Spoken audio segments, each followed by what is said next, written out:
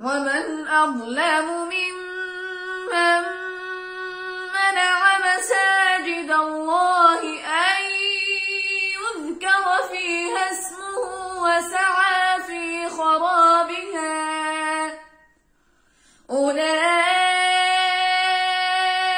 ما كان لهم أن يدخلوها إلا خائفين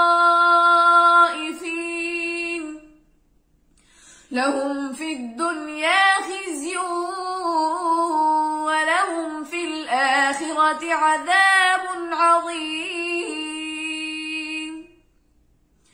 ولله المشرق والمغرب فأينما تولوا فثم وجه الله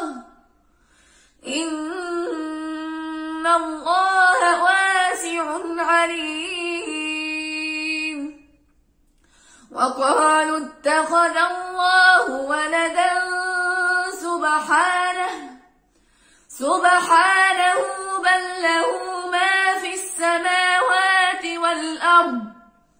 كل له قانتون بديع السماوات والأرض وإذا قضى أمرا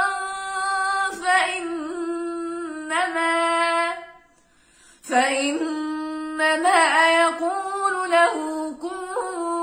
فيكون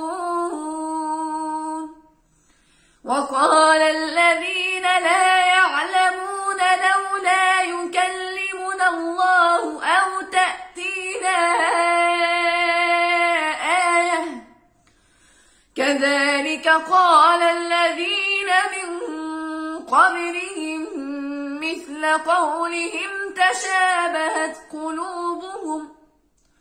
قد بينا الآيات لقوم يوقنون